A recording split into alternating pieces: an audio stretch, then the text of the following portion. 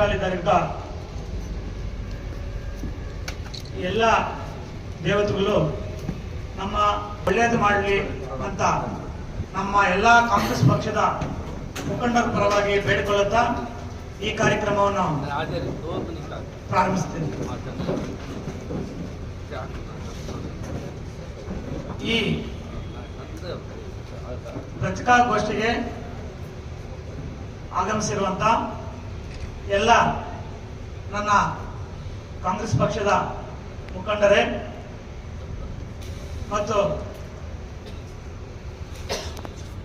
ಪತ್ರಿಕಾ ಮಿತ್ರರೇ, ಇವತ್ತು ಈ ಸುದ್ದಿಗೋಷ್ಠಿ ಕರೆದಿರುವ ಮೂಲ ಉದ್ದೇಶ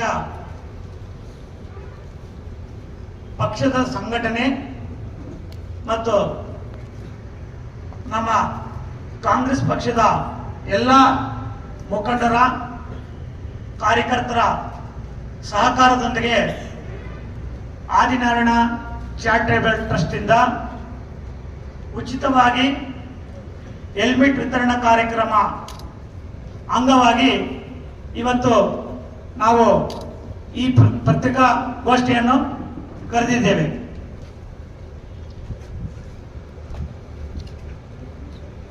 ಮೊದಲನೇದಾಗಿ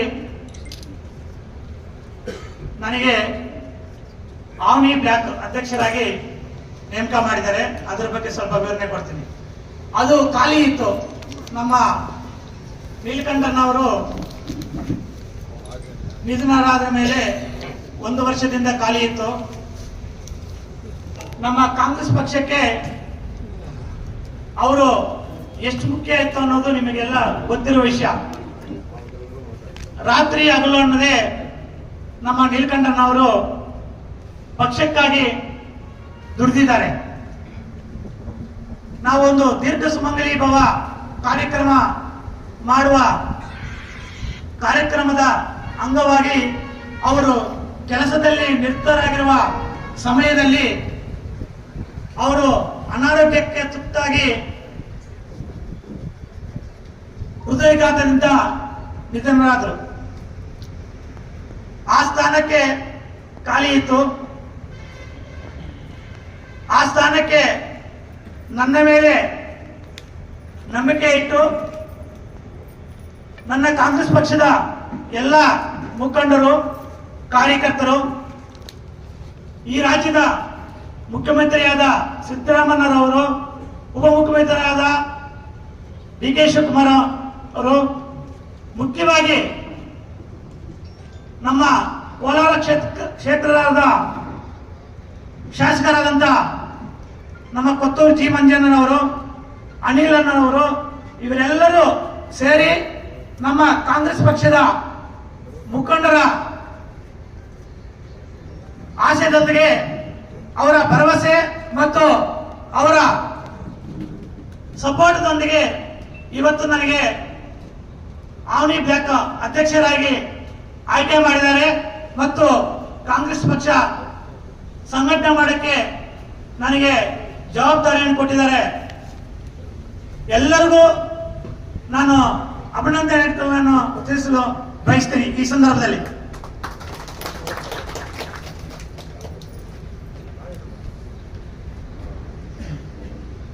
ನಾವು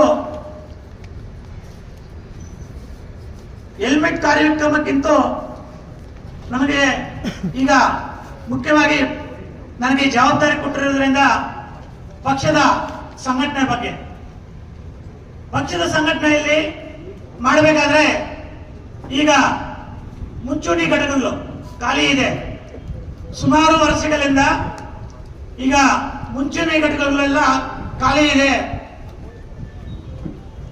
ಅದರ ಪದಾಧಿಕಾರಿಗಳನ್ನು ಅತಿ ಶೀಘ್ರದಲ್ಲೇ ಅಂದ್ರೆ 1 ಮಂತಲ್ಲೇ ನಮ್ಮ ಎಲ್ಲ ಕಾಂಗ್ರೆಸ್ ಪಕ್ಷದ ಮುಖಂಡರನ್ನ ವಿಶ್ವಾಸಕ್ಕೆ ತಗೊಂಡು, ಅವರ ಸಲಹೆಗಳನ್ನು ತಗೊಂಡು, ಕಾರ್ಯಕರ್ತರ ಸಲಹೆಗಳನ್ನು ತಗೊಂಡು 1 ತಿಂಗಳ ಒಳಗಡೆ ಭರ್ತಿ ಮಾಡಿ ಇದೇ ನಮ್ಮ ಕಾಂಗ್ರೆಸ್ ಮುಂಭಾಗದಲ್ಲಿ ಒಂದು ಕಾರ್ಯಕ್ರಮವನ್ನು ರೂಪಿಸಿ ಆ ಕಾರ್ಯಕ್ರಮದಲ್ಲಿ ನೇಮಕಾತಿಯನ್ನು ಮಾಡಲು ಈಗಾಗಲೇ ಎಲ್ಲ ಮುಖಂಡರು ಸಮಾಲೋಚನೆ ಮಾಡಿ ಒಂದು ತೀರ್ಮಾನ ಮಾಡಿದ್ದೀವಿ. ಆ ತೀರ್ಮಾನದಂತೆ 1 ತಿಂಗಳ ಒಳಗಡೆ ಈ ಮುಂಚಿನ ಘಟಕಗಳನ್ನು ಭರ್ತಿ ಮಾಡಿ ಎಲ್ಲ ಮುಂಚಿನ ಘಟಕಗಳು ಸುಮಾರು 35ರಿಂದ 39ವರೆಗೂ ಇದೆ. ಅದರಲ್ಲಿ ಒಂದು 20 ಕಮಿಟಿಗಳು ಮೇಲ್ಪಟ್ಟು ನಮಗೆ ಈ ಮುಳಬಾಗಿಲಕ್ಕೆ ಸಂಬಂಧಪಟ್ಟಂತವು ಇವೆ. ಅವೆಲ್ಲ ಈಗ 1 ತಿಂಗಳ ಒಳಗಡೆ ನಾವು ಅವನ್ನು ಭರ್ತಿ ಮಾಡಿ ಇದೇ ಆಫೀಸ್ ಮುಂದೆ ಕಾರ್ಯಕ್ರಮವನ್ನು ರೂಪಿಸ್ತೀವಿ ಅಂತ ಈ ಸಂದರ್ಭದಲ್ಲಿ ನಾನು ಹೇಳಲು ಬಯಸ್ತೀನಿ.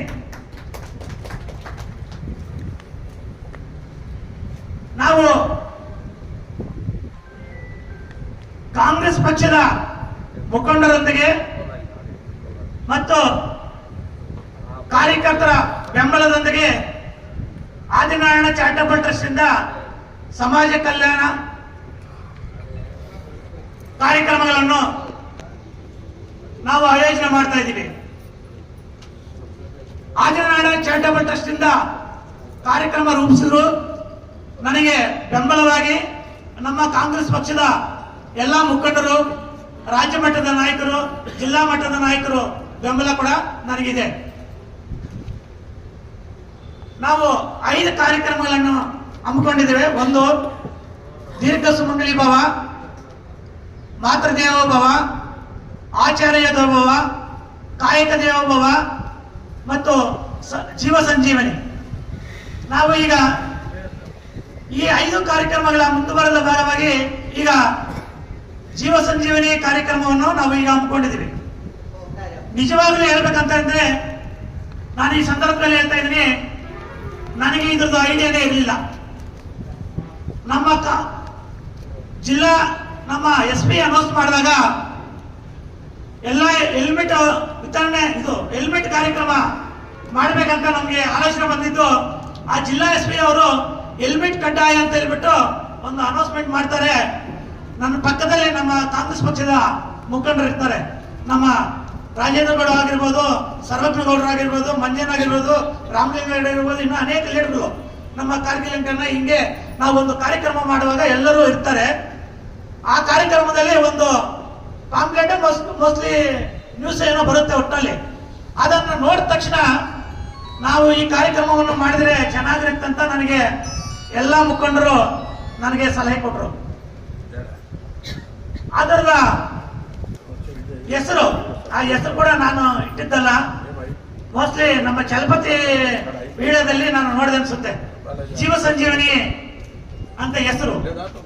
ಇದೆಲ್ಲ ನಾವು ಒಳ್ಳೆ ಕಾರ್ಯಕ್ರಮಕ್ಕೆ ನಾವು ಮಾಡಬೇಕಂತ ಮೂಲ ಉದ್ದೇಶ ಇದ್ರೆ ಒಂದೊಂದು ಕಡೆಯಿಂದ ಒಂದೊಂದು ಸಪೋರ್ಟ್ ಆಗುತ್ತೆ. ನೋಡಿ, ಸರ್ಕಾರದಿಂದ ಒಂದು ಅನೌನ್ಸ್ಮೆಂಟ್ ಆದ್ರೆ ಎಲ್ಲ ಲೀಡರ್ಗಳು ಸೇರ್ಕೊಂಡು ಈ ಕಾರ್ಯಕ್ರಮ ರೂಪಿಸಬೇಕಂತ ಕಂಡ್ಕೊಂಡ್ರು. ಅದಕ್ಕೆ ಹೆಸರು ಇನ್ನೊಬ್ಬರು ಇಟ್ರು. ಆದ ಕಾರ್ಯಕ್ರಮವನ್ನು ಈಗ ನಾವು ಕಾಂಗ್ರೆಸ್ ಪಕ್ಷದಿಂದ ರೂಪಿಸ್ತಾ ಇದ್ದೀವಿ. ಈ ತರ 10 ಜನ ನಾವು ಸೇರಿದಾಗ ಒಂದು ಕಾರ್ಯಕ್ರಮ ರೂಪಿಸಕ್ಕೆ ನಾವು ಅನುಕೂಲ ಆಗುತ್ತೆ. ಆ ಭಗವಂತ ಕೂಡ ಆ ಕಾರ್ಯಕ್ರಮ ಮುಂದುವರಿಸಿಕೊಂಡು ಹೋಗಲು ಆ ಭಗವಂತ ಸಹಕಾರ ಮಾಡ್ತಾರಂತ ನಾನು ನನ್ನ ವೈಯಕ್ತಿಕ ಭಾವನೆ ಅಂತ ನಾನು ಈ ಸಂದರ್ಭದಲ್ಲಿ ಹೇಳಲಿಕ್ಕೆ ಇಷ್ಟಪಡ್ತೀನಿ.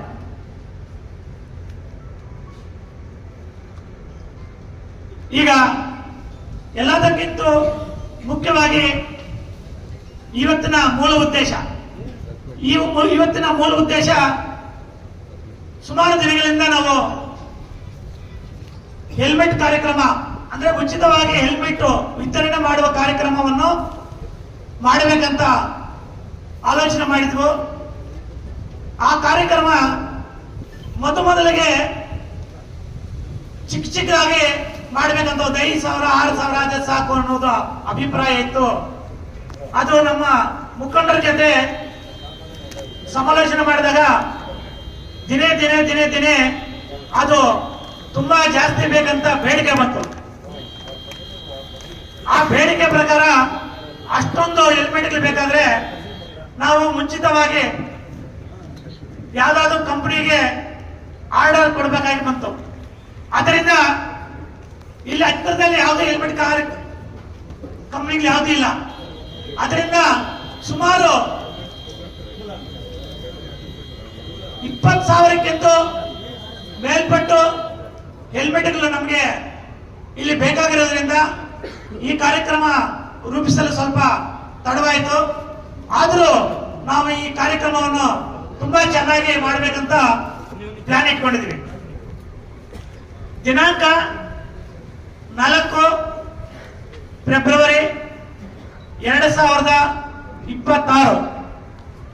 ಸ್ಥಳ ನಮ್ಮ ಕಾಂಗ್ರೆಸ್ ಆಫೀಸ್ನ ಮುಂಭಾಗದಲ್ಲಿ ಬಾಲಾಜಿ ಭವನ ಪಕ್ಕದಲ್ಲಿ ಇರುವಂತ ಮೈದಾನದಲ್ಲಿ ಸುಮಾರು 20,000ಕ್ಕಿಂತ ಮೇಲ್ಪಟ್ಟು ಹೆಲ್ಮೆಟ್ಗಳನ್ನು ವಿತರಣೆ ಮಾಡುವ ಕಾರ್ಯಕ್ರಮವನ್ನು ನಮ್ಮ ಕಾಂಗ್ರೆಸ್ ಪಕ್ಷದ ಎಲ್ಲ ಮುಖಂಡರ ಮತ್ತು ಕಾರ್ಯಕರ್ತರ, ಕೊತ್ತೂರು ಜಿ ಮಂಜಣ್ಣನವರ ಮತ್ತು ಅನಿಲ್ ಅನ್ನವರ ಸಹಕಾರದೊಂದಿಗೆ ಈ ಕಾರ್ಯಕ್ರಮವನ್ನು ಆಯೋಜನೆ ಮಾಡ್ತಾ ಇದ್ದೀವಿ.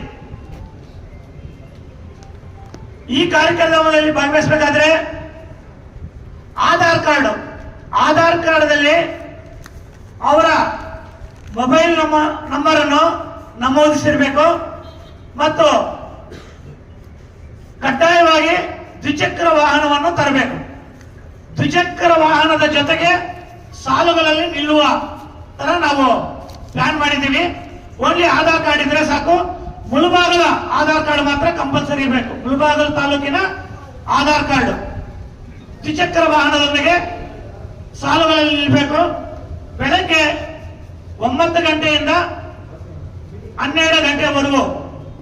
ಬೆಳಗ್ಗೆ 9 ಗಂಟೆಗೆ ನಾವು ಯಾಕಂದ್ರೆ ಬಿಸಿಲು ಬಂದ್ಬಿಡ್ತದೆ, ಅದರಿಂದ ಬೆಳಗ್ಗೆ 9 ಗಂಟೆಗೆ ಪ್ರಾರಂಭ ಮಾಡ್ತೀವಿ. 12 ಗಂಟೆವರೆಗೂ ನಾವು ಕೊಡ್ತೀವಿ. ಸುಮಾರು 30ಕ್ಕಿಂತ ಹೆಚ್ಚು ಸಾಲಗಳನ್ನು ಮಾಡ್ತೀವಿ. ಯಾಕಂದ್ರೆ ಬೇಗ ನಾವು ಕೊಡಬೇಕಾಗಿರೋದ್ರಿಂದ 30ಕ್ಕಿಂತ ಹೆಚ್ಚಿಗೆ ಸಾಲಗಳನ್ನು ಮಾಡ್ತೀವಿ. ಹೆಣ್ಣು ಮಕ್ಕಳಿಗೆ ಪ್ರತ್ಯೇಕವಾಗಿ ಸಾಲಗಳಿರುತ್ತೆ. ಅದರಿಂದ ಎಲ್ಲರೂ ಈ ಕಾರ್ಯಕ್ರಮದಲ್ಲಿ ನಮ್ಮ ಮುಳಬಾಗ ತಾಲೂಕಿನ 30 ಗ್ರಾಮ ಪಂಚಾಯಿತಿಗಳಿಂದ 31 ವಾರ್ಡ್ಗಳಿಂದ ಎಲ್ಲ ಯಾವುದು ಜಾತ ಭೇದ ಏನೂ ಇಲ್ಲ, ಇದರಲ್ಲಿ ಯಾವುದು ಪಕ್ಷ ಇಲ್ಲ, ಎಲ್ಲರೂ ಈ ಕಾರ್ಯಕ್ರಮದಲ್ಲಿ ಭಾಗವಹಿಸಿ ಹೆಲ್ಮೆಟ್ ತಗೋಬೇಕಂತ ನಾನು ಎಲ್ಲರ ಪರವಾಗಿ ನಾನು ಈ ಕಾರ್ಯಕ್ರಮಕ್ಕೆ ಆಹ್ವಾನಿಸ್ತಾ ಇದ್ದೀನಿ. ಅದೇ ರೀತಿ ಈ ಕಾರ್ಯಕ್ರಮದಲ್ಲಿ ಎಲ್ಲರೂ ಭಾಗವಹಿಸಿ ಈ ಕಾರ್ಯಕ್ರಮವನ್ನು ಯಶಸ್ವಿಗೊಳಿಸಿಕೊಡಬೇಕಾಗಿ ತಮ್ಮಲ್ಲಿ ಕಳಕಳಿ ವಿನಂತಿಸಿಕೊಳ್ತಾ ಇದ್ದೀನಿ. ಒಬ್ಬರಿಗೆ 1 ಹೆಲ್ಮೆಟ್ ಮಾತ್ರ, 2 ಇಲ್ಲ, ಒಬ್ಬರಿಗೆ 1 ಹೆಲ್ಮೆಟ್. ಕಡ್ಡಾಯವಾಗಿ ಆಧಾರ್ ಕಾರ್ಡ್ ಜೆರಾಕ್ಸ್ ತರಬೇಕು. ಕಡ್ಡಾಯವಾಗಿ ದ್ವಿಚಕ್ರ ವಾಹನದೊಂದಿಗೆ ಸಾಲುಗಳಲ್ಲಿ ಬರಬೇಕು. ಜೈ ಹಿಂದ್, ಜೈ ಕರ್ನಾಟಕ.